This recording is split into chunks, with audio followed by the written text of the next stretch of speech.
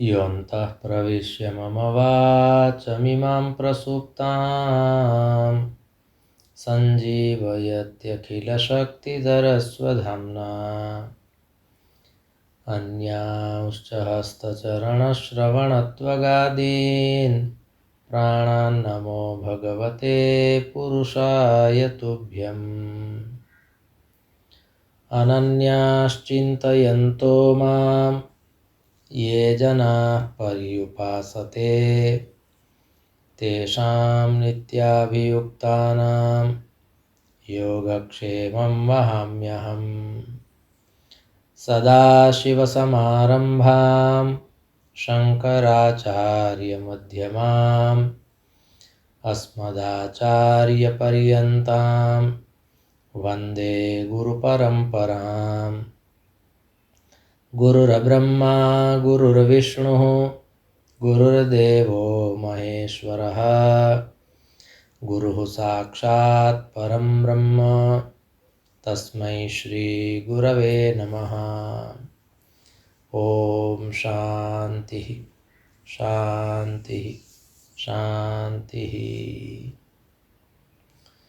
परमश्रद्धेयाः परमपूज्याः अनवरतस्मरणीयाः एतस्य प्रभासतीर्थस्य अधिष्ठातारः प्रथमज्योतिर्लिङ्गाः भगवन्तः श्रीसोमनाथचरणाः, भगवन्तः पुराणपुरुषोत्तमाः, भगवन्तः रसराजप्रभवः, अस्माकं सद्गुरवः पूज्याः गुरवः तथा च शास्त्रप्रणयिनः विद्याव्यासङ्गिनः श्रवणभक्तिनिष्ठाः संस्कृतभाषानुरागिणः सद्ग्रन्थं सेवमानाः रसिकाः भावुकाः भवन्तः सर्वेऽपि सज्जनाः स्वजनाश्च। भगवतः पुराणपुरुषोत्तमस्य कृपाप्रसादेन विभोरवात्सल्येन अद्य पुनरेकवारं वैशाखमासे कृष्णपक्षे सप्तम्यां भौमवासरे एतदनुसारं मै मासस्य विंशतितमे दिनाङ्के 25 वर्षे विद्याव्यासङ्गं कर्तुं शास्त्रचर्चां कर्तुं भगवत्पादानां वाणीं गातुं श्रोतुं च अस्माभिः अवसरः सम्प्राप्तः। इदमस्ति अस्माकं सर्वेषां परमं सौभाग्यम्। अत्रावसरे भवत्सु विराजमानं परमात्मानं नत्वा भवतां समेषां स्वागतं च कृत्वा पुनरेकवारं वयं स्वजीवनं धन्यं कर्तुं मङ्गलाचरणपुरस्सरं विवेकचूडामणिं प्रविशामः। सर्ववेदान्तसिद्धान्तगोचरं तमगोचरं गोविन्दं परमानन्दं सद्गुरुं प्रणतोऽस्म्यहम्। भगवत्पादाः अत्र विवेकचूडामणौ प्रतिपादयन्ति यत् अस्माकं जीवनं किमर्थं वर्तते, अनेन देहेन किं कार्यं साधयितुं शक्यते, अस्माकं लक्ष्यं किम्, एवं च तदर्थं का यात्रा अस्माभिः कर्तव्या भवति। तर्हि भगवत्पादैः साक्षात् प्रोक्तमस्ति यत् प्रारब्धं पुष्यति वपुः। अत्र अनेन पद्येन भगवत्पादैः प्रोक्तमस्ति यत् शरीरस्य चिन्ता न कर्तव्या, आत्मनः चिन्ता कर्तव्या इति। तर्हि प्रारब्धेन अस्माकं जीवनयात्रा चलति, किन्तु सा यात्रा देहविषयिणी वर्तते। मनुष्यस्य परमं चरमं लक्ष्यं तु आत्मा अस्ति। अतः अस्माभिः आत्मना किं साधनीयमस्ति, आत्मा केन साध्यते, आत्मज्ञानं कथं भवति, आत्मज्ञानाय का यात्रा, अस्माकम् आत्मस्वरूपं किम्, एतत् सर्वमपि अत्र संक्षेपेण आगच्छति। इतः परं भगवत्पादैः उच्यते यत् नाहं जीवः परं ब्रह्मेत्येतद्व्यावृत्तिपूर्वकं वासनावेगतः प्राप्तस्वाध्यासापनयं कुरु। अग्रिमे श्लोके स्वाध्यासापनयं कुरु इति ध्रुवपङ्क्त्या पुनः भगवत्पादैः कुत्र दिशानिर्देशः कृतः वर्तते तदस्माभिः पदच्छेदपूर्वकं ज्ञेयमस्ति। न अहं जीवः परं ब्रह्म इति एतत् व्यावृत्तिपूर्वकं वासनावेगतः प्राप्त स्वाध्यास अपनयं कुरु इति पदच्छेदः। आत्मज्ञानाय भ्रमनिवारणाय भ्रान्तिनिवृत्त्यै मिथ्याज्ञानात् वारणाय पुनः एतस्मिन् श्लोके भगवत्पादैः किं प्रोक्तं तदस्माभिः सावधानेन श्रोतव्यम्। तर्हि अहं ब्रह्मास्मि इति वक्तव्यं चेत् यजुर्वेदस्य इदं महावाक्यं वर्तते। तत्त्वमसि तत्त्वमसि इति भगवान् उपदिशति, शास्त्राणि उपदिशन्ति, एतदपि महावाक्यं वर्तते। किन्तु अत्र भगवत्पादैः यदि व्यतिरेकपद्धत्या किमपि वक्तव्यमस्ति चेत् इदं वक्तुं शक्यते। नाहं जीवः, अहं जीवः नास्मि। तर्हि प्रश्नः भवति, यदि त्वं जीवः न असि, यदि त्वं जीवः नासि चेत् तर्हि कथयति परं ब्रह्म, अहं परं ब्रह्म अस्मि। पुनः वार्ता तु तत्रैव आगच्छति यत्र यजुर्वेदस्य महावाक्यं प्रोक्तं वर्तते। किन्तु आदौ एकं वाक्यं, एकः शब्दः अत्र योजितः, नाहं जीवः इति व्यतिरेकपद्धत्या नकारपुरस्सरम् अस्माभिः वक्तव्यं भवति, कथनीयं भवति, स्वात्मने कथनीयं भवति यदहं जीवः नास्मि, परं ब्रह्म। किन्तु अहं परं ब्रह्म अस्मि एवं प्रकारेण एकं यद् आत्मतत्त्वमस्ति तद्वत् बहूनि अनात्मतत्त्वानि सन्ति। यथा अस्माकं शरीरे एकः आत्मा अस्ति, आत्मानं विना अन्यद् यत्किमपि अस्ति तत्सर्वम् अनात्मतत्त्वमस्ति।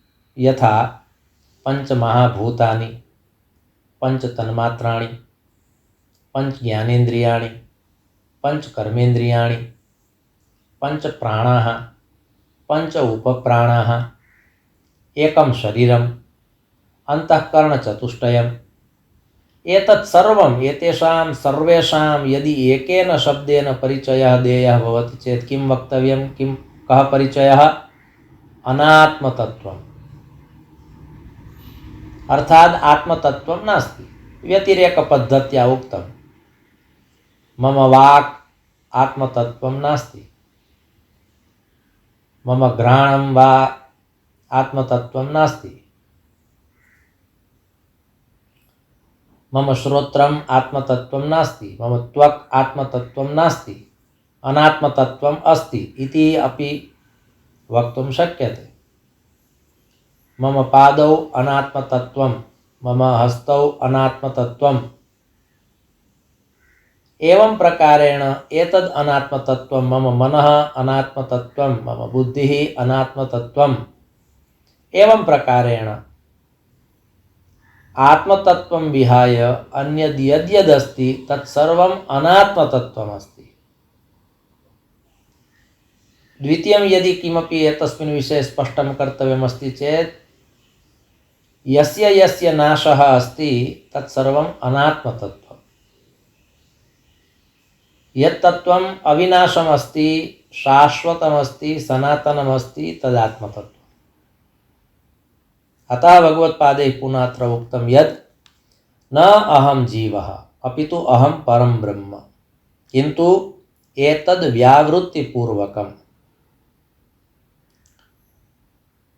वासनावेगतः इच्छानां प्राधान्येन अस्माकं शरीरे एव आत्मतत्त्वमस्ति, तथापि तस्मात् तत्त्वात् अस्माकं यात्रा अन्यस्यां दिशि गच्छति। इच्छायाः कारणेन, इच्छायाः बाहुल्येन अस्माकं परिचयः अस्माभिः सह न भवति। अहं मां न जानामि, तर्हि यः स्वात्मानं न वेत्ति तस्य एकमेव कारणमस्ति इच्छायाः प्राबल्यम्, इच्छायाः बाहुल्यम्, कल्पनायाः बाहुल्यं, संकल्पनायाः बाहुल्यं, मनोरथानां न समाप्तिरस्ति। एवं प्रकारेण विविधाः मनोरथाः पालिताः सन्ति, सेविताः सन्ति। तेन कारणेन अस्माकं यात्रा आत्मतत्त्वं प्रति न भवति। अतः अत्र प्रोक्तम् एतद् व्यावृत्तिपूर्वकम्। आत्मनः परिचयः अस्माभिः न प्राप्यते, आत्मना सह अस्माकं परिचयः न भवति, तर्हि तत्र कारणं किम्? तर्हि अनात्मतत्त्वविषये इदमेव प्रोक्तं वर्तते यत् नाहं देहो नेन्द्रियाण्यन्तरङ्गं नाहङ्कारः प्राणवर्गो न बुद्धिः दारापत्य क्षेत्रवित्तादिदूरः साक्षी नित्यः प्रत्यगात्मा शिवोऽहम्। एतद् व्यावृत्तिपूर्वकम्, एतद् व्यावृत्तिपूर्वकम्, एतद् ज्ञातुम्, एतद् स्पष्टं कर्तुम् अयं श्लोकः बहु महत्त्वपूर्णः वर्तते। अनात्मतत्त्वम् अर्थात् एतद् व्यावृत्तिपूर्वकम्, एतदेव अस्माभिः स्पष्टं कर्तव्यमस्ति। प्रथमं तु स्पष्टं वर्तते यत् न अहं जीवः, पश्चात् अध्याहारेण स्वीकर्तव्यं भवति, अपितु, किन्तु, परन्तु, तथा च, अतः परम्, अथ च अहं परं ब्रह्म। अहं न जीवः, अहं परं ब्रह्म। एतद् व्यावृत्तिपूर्वकम्। संस्कृतभाषायां भवति एकः व्याहृति। व्याहृति अर्थात् ओम भूर्भुवः स्वः इति व्याहृति। अत्र उक्तमस्ति व्यावृत्ति अर्थात् निवृत्तिः प्राप्तव्या वर्तते। कस्मात् निवृत्ति प्राप्तव्या?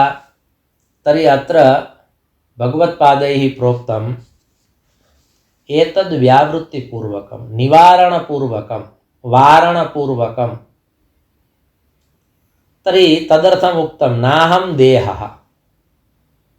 एतद् व्यावृत्तिपूर्वकम् इत्यस्य व्याख्या वर्तते तस्मिन् श्लोके। नाहं देहः श्रीमद्भागवत महापुराणे अपि आगच्छति। पंचमस्कन्धे यदा ऋषभदेवः स्वपुत्रेभ्यः उपदिशति नायं देहो देहभाजां नृलोके कष्टान् कामान् अर्हते विडभुजां ये तपो दिव्यं पुत्रकायेन सत्वं शुद्ध्येद्यस्मात् ब्रह्मसौख्यं त्वनन्तम्। अत्र उक्तं वर्तते नाहं देहः। अनात्मतत्त्वम् इत्यस्मिन् सन्दर्भे, व्यावृत्तिपूर्वकम् इत्यस्मिन् सन्दर्भे किं किम् आगच्छति, अत्र कस्मिन् विषये स्पष्टता प्राप्तव्या अस्ति तत् प्रोक्तं वर्तते। तर्हि आदौ उक्तम् अहं देहः नास्मि। अहं किं किं नास्मि तदेतस्मिन् श्लोके उक्तम्। एतदेव व्यावृत्तिपूर्वकं। तर्हि अहं देहः नास्मि।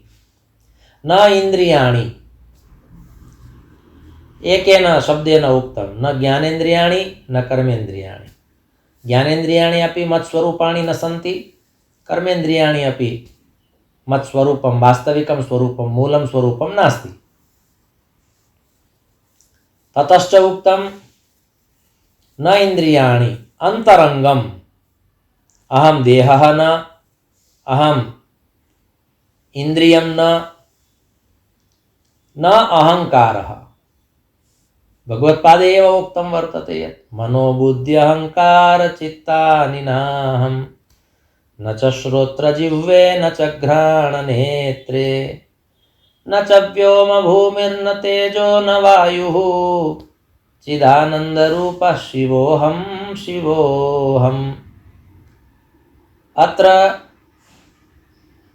आत्मषट्कम् इत्यत्र पञ्चश्लोकाः तादृशाः सन्ति, येषां श्लोकानाम् अत्र एकेन वाक्येन भगवत्पादैः उल्लेखः कृतः यद् नाहं जीवः परं ब्रह्म एतद् व्यावृत्तिपूर्वकम्। अर्धेन श्लोकेन तदात्मषट्कम् आगतम्। पुनश्च अनुष्टुप् छन्दसि एतदागतम्, अहं किं किं नास्मि,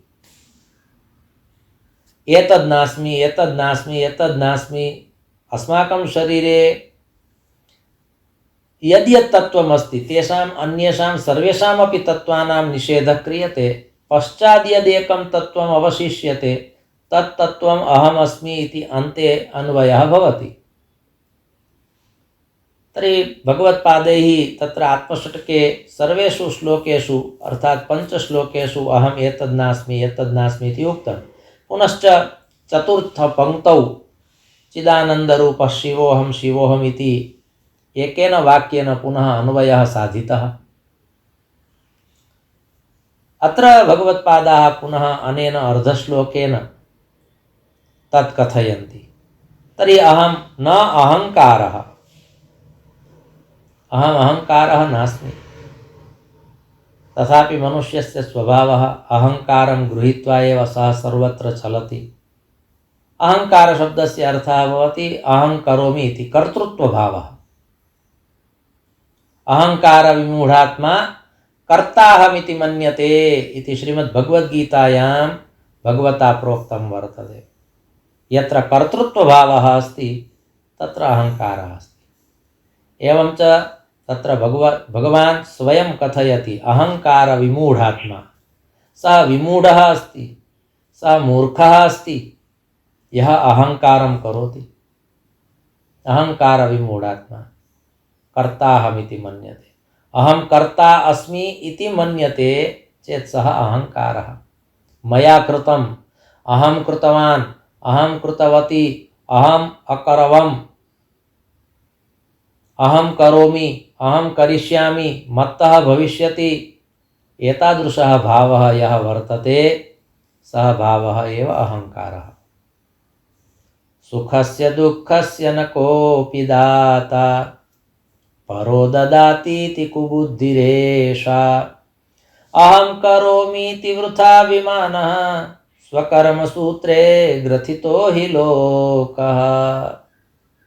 अत्रापि उक्तम् अहं करोमीति वृथाभिमानः। वृथा अभिमानः अस्ति, निरर्थकम्। तर्हि अत्र पुनः उक्तं न अहं देहः, न अहम् इन्द्रियाणि, न अहम् अन्तरङ्गः अहङ्कारः। अहङ्कारः एकः तादृशः भवति यः बाह्य शरीरे न दृश्यते, यस्य स्वरूपं बाह्यरूपेण ज्ञातुं न शक्यते, सः अन्तरङ्गः। किन्तु केनचित् प्रसङ्गेन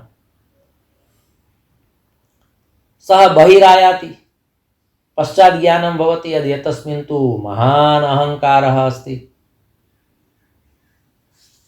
तर्हि यदा कदापि येन केन सह यत्र कुत्रापि यस्मिन् कस्मिन् विषये वार्ता चलति तत्र यः स्वात्मानं मध्ये योजयति यत् भवान् एतत् कथयति, किन्तु अत्र मम किम्, अत्र मम कः लाभः?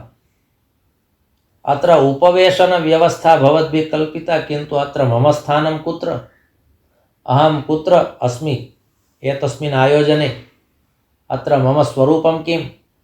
अत्र मम कः महिमा इति मध्ये मध्ये स्वात्मानं यः योजयति, स्वविषये एव विचारं करोति, अन्यस्य किं भवति तद् न चिन्तनीयं, मम किं भवति, तादृशः यदा भावः समुत्पन्नः भवति तस्य अर्थः भवति सः अहङ्कारः अस्ति। स्वोपस्थिति एव महत्त्वपूर्णा, अन्येषां न इति। तर्हि अहङ्कारः इति अनात्मतत्त्वम्। अत्र अस्माभिः एकः अयं शब्दः रक्षणीयः, अनात्मतत्त्वम्। अनात्मतत्त्वम् अर्थात् एतद् व्यावृत्तिपूर्वकम्, एतद् अस्माभिः एतदेकं स्वीकर्तव्यम्। तर्हि अत्र न अहङ्कारः। पुनः उक्तं प्राणवर्गः, न प्राणवर्गः। प्राणवर्गः अर्थात् वर्गशब्दस्य एकः अर्थः भवति समूहः। अहं प्राणानां समूहः अपि नास्मि, अर्थात् न पंच प्राणाः न पंच उपप्राणाः। तर्हि एवं प्रकारेण दश प्राणाः, एतदपि मदीयं स्वरूपं नास्ति, मम दायित्वं नास्ति, मम कार्यं नास्ति। तर्हि अत्र पुनः भगवान् भगवत्पादः कथयति न प्राणवर्गः न बुद्धिः। भगवत्पादैः पुनः तत्रैव तद् उक्तं वर्तते, मनोबुद्धि अहङ्कार चित्तानि नाहम् इत्यत्रापि नाहं नाहं। तर्हि नाहं जीवः इत्यस्मिन् सन्दर्भे तत् प्रोक्तं वर्तते, अत्रापि उक्तं न बुद्धिः। पश्चात् एतत्तु आगतं स्वविषये, कारणं मम शरीरे एव एतानि तत्त्वानि निवसन्ति, किन्तु तथापि तानि तत्त्वानि अहं नास्मि, तद् मम स्वरूपं नास्ति। न अहं देहः, न इन्द्रियाणि, न अन्तरङ्गं, न अहङ्कारः, न प्राणवर्गः, न बुद्धिः। किन्तु अग्रे पुनः कथयति बाह्यजगतः विषये। बाह्यजगतः विषये पुनः कथयति दारापत्यक्षेत्रवित्तादिदूरः साक्षी नित्यः प्रत्यगात्मा शिवोऽहम्। अंतिमं चरणं बहु महत्त्वपूर्णं वर्तते, किन्तु अत्र तृतीयचरणे पुनः उक्तं दारा अर्थात् पत्नी, भार्या, कान्ता। इयमपि अहं नास्मि।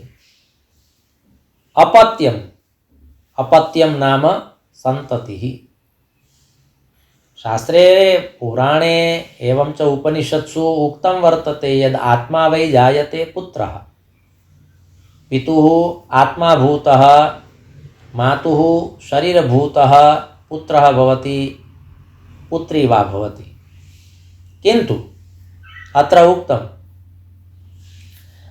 तत्र श्रीमद्भागवत महापुराणे सप्तमस्कन्धे यदा प्रह्लादः असुरबालकेभ्यः उपदेशं ददाति तस्मिन् समयेपि इयं वार्ता आगच्छति।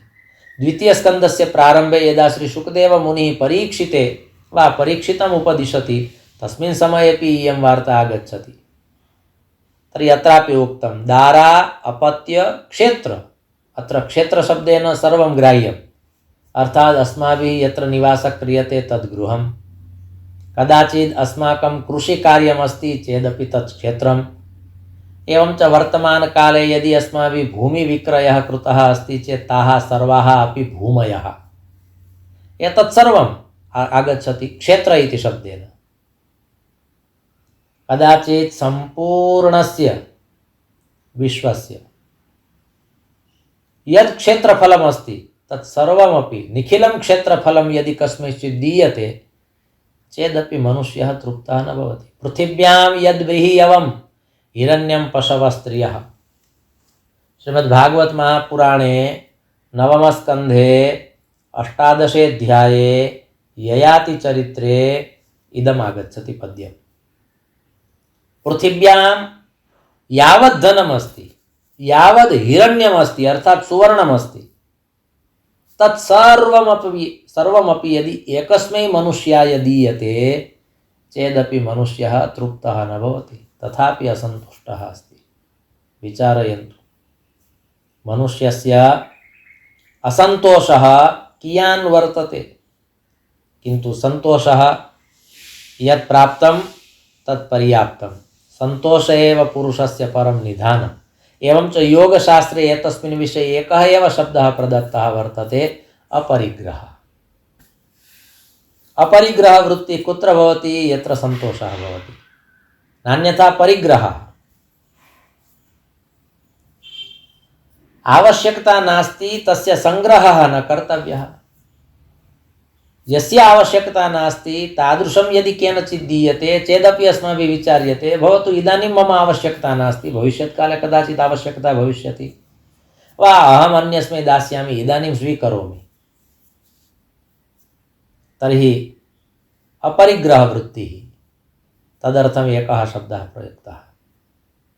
एवं च श्रीमद्भागवत महापुराणे यदा श्री शुकदेव मुनिः आगच्छति तस्मिन् समये तत्र तदर्थम् एकं विशेषणं प्रयुक्तं वर्तते, निजलाभतुष्टः।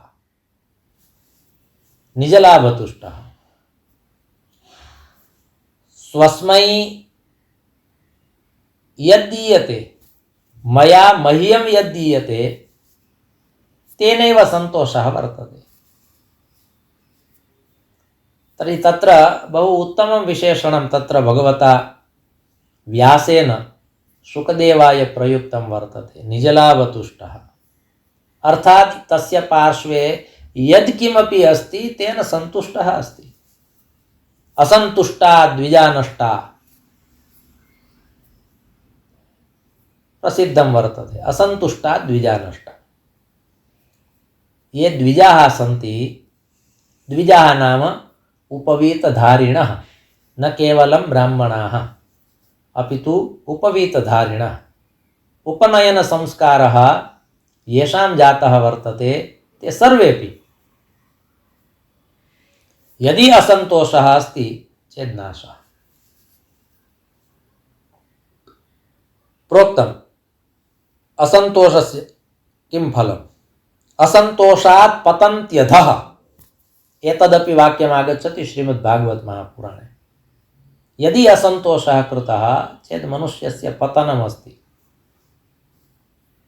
एवं च उक्तं वर्तते, यथा सन्न्यासे सर्वथा सुखं तद्वत् सन्तोषे सर्वथा सुखम्। तर्हि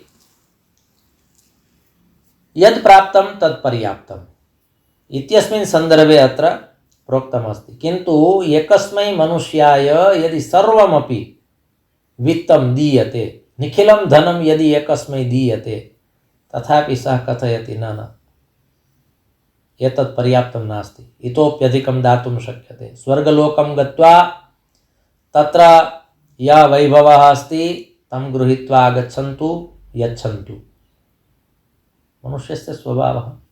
निःश्वो वष्टिशतं शती दशशतं लक्षं सहस्राधिकं लक्षेशः क्षितिपालतां क्षितिपतिः चक्रे शतां वाञ्छति चक्रेशः सुरराजतां सुरपतिः ब्रह्मास्पदं वाञ्छति ब्रह्मा शैवपदं शिवो हरिपदं याशावधि को गतः। ब्रह्मा विष्णुपदं हरि शिवपदं याशावधि को गतः। एवं प्रकारेण पाठः मिलति, सन्तोषः नास्ति। कदाचित् चक्रवर्ती राजा भवति चेदपि सः स्वर्गसुखं प्राप्नोति, तत्र चिकीर्षा वर्तते, तत्र एषणा अस्ति, तत्र किमपि कर्तुं किमपि कृत्वा तत् प्राप्तुं सः इच्छति। किन्तु अत्र उक्तं दारापत्य क्षेत्रवित्तादि दूरः। क्षेत्रं पश्चादुक्तं वित्तम्। एतेभ्यः पदार्थेभ्यः अन्तरं महदन्तरं। केवलं बाह्यदृष्ट्या न, अपितु जलकमलवत्। श्रीमद्भगवद्गीतायां यथा प्रोक्तं पद्मपत्रमिवाम्भसा। तर्हि त्रिषु चरणेषु वा त्रिभ्यः चरणेभ्यः यः अत्र व्यतिरेकः कृतः, अयं बहु महत्वपूर्णः श्लोकः। पुनश्च अन्तिमे चरणे उक्तं साक्षी नित्यः प्रत्यगात्मा शिवोऽहं। साक्षी, साक्षी भावः अस्माकं परम्परायां यः एकः बहु महत्वपूर्णः शब्दः अस्ति। साक्षी, साक्षी भावः अर्थात् केवलं मूकभावेन सर्वम् अवलोकनीयं, सर्वेपि सर्वं जानन्ति। साक्षी भावः आत्मनः एकं नाम वर्तते, आत्मा साक्षी नित्यः। पश्चात् उक्तं श्रीमद्भगवद्गीतायां यथा आत्मनः बहूनि विशेषणानि सन्ति, तद्वत् श्रीमद्भागवत महापुराणे अपि वारद्वयम् आत्मनः बहु विशेषणानि आगच्छन्ति। तत्र इदम् एकं विशेषणं वर्तते, नित्यः, नित्य अव्ययः साक्षी। पश्चादुक्तं प्रत्यग आत्मा अर्थात् 84 लक्षपरिमितासु योनिषु यावन्ति शरीराणि सन्ति तेषु सर्वेषु शरीरेषु यदेकं तत्त्वं विद्यमानं वर्तते तद् आत्मा। अन्ते च उक्तं तद् आत्मतत्त्वम् अर्थात् किं? तर्हि उक्तं शिवोऽहम्। बहु महत्वपूर्णः शब्दः अस्ति, शिवोऽहम्। यथा तत्र चिदानन्दरूपः शिवोऽहं शिवोऽहं, तद्वदत्र शिवोऽहम्। तर्हि आदौ श्लोकस्य आरम्भे उक्तं नाहं जीवः। यदि त्वं जीवः नासि तर्हि त्वं किमसि? तर्हि तस्य उत्तरं देयमस्ति चेत् अहं शिवः वा शिवोऽहं। न जीवोऽहम् अपितु अहं शिवः अर्थात् शिवोऽहम्। तर्हि आदौ जपः कर्तव्यः, न जीवोऽहं न जीवोऽहं न जीवोऽहम् इति। किन्तु कालक्रमेण पश्चात् बोधः भवति चेत् न जीवोऽहम् इत्यस्मात् शिवोऽहं शिवोऽहं शिवोऽहम् एवं प्रकारेण जपः कर्तव्यः, शिवोऽहम्। तर्हि अत्र उक्तं नाहं देहो नेन्द्रियाण्यन्तरङ्गं नाहङ्कारः प्राणवर्गो न बुद्धिः दारापत्यक्षेत्रवित्तादिदूरः साक्षी नित्यः प्रत्यगात्मा शिवोऽहम्। तर्हि आदौ येषां पदार्थानां येषां तत्त्वानां निषेधः कृतः तत्सर्वं कुत्र आगच्छति? तर्हि एतद् व्यावृत्तिपूर्वकम् इत्यस्मिन् सन्दर्भे आगच्छति। यदि तेषां सर्वेषां पदार्थानाम् अस्माभिः अन्वयः क्रियते चेत् इच्छावृद्धिर्भवति, इच्छाबाहुल्यं भवति। तस्य कारणं वर्तते इच्छा। अर्थात् अहं देहे आसक्तः अस्मि, यदि अहम् इन्द्रियेषु रममाणः अस्मि, यदि अहम् अहङ्कारं पुष्णामि, यद्यहं प्राणवर्गे अपि रतः अस्मि, यदि मम बुद्धिः निर्मला अस्ति, तेजस्विनी अस्ति, एवं च निर्मला अस्ति इत्यस्मिन् सन्दर्भे अहं बुद्धिविषये आकृष्टः अस्मि, एतस्य अर्थः भवति एतस्मिन् बह्व्यः इच्छाः सन्ति।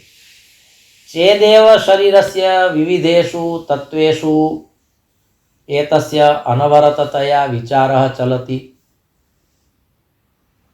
तर्हि अत्र भगवत्पादाः कथयन्ति, किं कथयन्ति? नाहं जीवः परं ब्रह्म इत्येतद् व्यावृत्तिपूर्वकम्, एतद् व्यावृत्तिपूर्वकं वासना वेगतः। अत्र वासना शब्दस्य अस्माभिः कः अर्थः स्वीकर्तव्यः? वासना शब्दस्य तर्हि इच्छा। वेगतः प्राप्त स्वाध्यासापनयं कुरु, अर्थात् वासनानाम् इच्छानाम् आवेगेन आकर्षणेन बाहुल्येन तत्स्वभावेन तच्चिन्तनेन, अर्थात् इच्छानाम् एव चिन्तनं भवति चेद् वासना वेगतः प्राप्त स्वाध्यासापनयं कुरु। त्वया पूर्ववत् पुनः अहम् एकवारं कथयामि, भगवत्पादाः कथयन्ति, अहं पूर्ववत् कथयामि, त्वया एतत् सावधानेन स्वीकर्तव्यं, श्रोतव्यं। यदि भ्रमणात् तव निवृत्तिः भवेत् इति यदि त्वं चिन्तयसि चेत् निवारणं। तस्मात् अज्ञानात्, मोहात्, भ्रमात्, भ्रान्तेः, भ्रान्त्याः वा निवृत्तिः। पश्चात् अज्ञान निवारणं भविष्यति। कथनस्य इदं तात्पर्यम्। इच्छानां त्यागः अर्थात् अपरिग्रह वृत्तिः आगमिष्यति चेत् चलिष्यति। एवं च द्वितीयः भावः दर्शितः, नाहं जीवः, अहं जीवः नास्मि, किन्तु तर्हि कः, त्वं कः? तर्हि उक्तं परं ब्रह्म। ब्रह्म एतदपि न उक्तं, परं ब्रह्म। यथा अस्माभिः उच्यते गुरुस्साक्षात् परं ब्रह्म, तदेव तव स्वरूपं वर्तते। किन्तु एतस्य स्वरूपस्य बोधः यावत् कालपर्यन्तं न भवति तावत् कालपर्यन्तं यस्य आवश्यकता वर्तते स गुरुः। एवं च सः गुरुः, समर्थः गुरुः जानाति यद् अज्ञाननिवारणम् एतस्य केन प्रकारेण भविष्यति, अज्ञाननिवृत्तिः केन प्रकारेण भविष्यति। पश्चात् स्वस्वरूपं दर्शयति, स्वस्वरूपानुसन्धानं कारयति। तत् कार्यं वर्तते सद्गुरोः। एतत् चिन्तनं भारतीयपरम्परायामेव वर्तते। अस्माकं दार्शनिकग्रन्थानां, प्रकरणग्रन्थानाम्, आध्यात्मिकसद्ग्रन्थानाम् अयम् एकः बहु महत्त्वपूर्णः विषयः वर्तते। अज्ञानात् यः निवृत्तः अस्ति सः अन्यमपि अज्ञानात् निवृत्तं कारयितुं शक्नोति। यथा एकः प्रज्वलितः दीपः एव अन्यं दीपं प्रज्वलयितुं शक्नोति, प्रज्वालयितुं शक्नोति, तद्वत्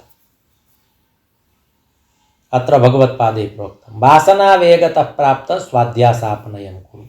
एवं प्रकारेण त्वया निवारणं कर्तव्यं वर्तते।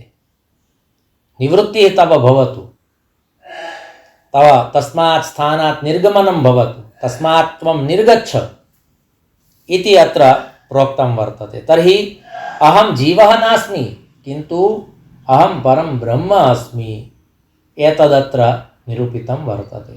तर्हि एवं प्रकारेण भगवत्पादाः पुनः अत्र स्वपरिचयं कारयन्ति, कथयन्ति। तव आदौ चिन्तनं किं भवतु, तव अन्तिमं चिन्तनं किं भवतु, किन्तु वयं मध्यमार्गे विराजमानाः। अस्माकं स्थितिः न आदौ न चान्ते। नाहं जीवः, नाहं जीवः इति जपपूर्वकम् अस्माभिः शिवोऽहं शिवोऽहम् इति यात्रा कर्तव्या वर्तते इति भगवत्पादस्य कथनम् अस्ति। अस्तु, कालः सञ्जातः इति कृत्वा द्वाभ्यां श्लोकाभ्याम् अयं जनः अत्रैव विरमति। धर्मस्य विजयो भूयाद् धर्मस्य पराभवः, प्राणिनां चैव सद्भावः भूयाद् विश्वस्य मङ्गलम्। सर्वे भवन्तु सुखिनः, सर्वे सन्तु निरामयाः, सर्वे भद्राणि पश्यन्तु, मा कश्चित् दुःखभाग् भवेत्। ओम शान्तिः शान्तिः शान्तिः। ओम।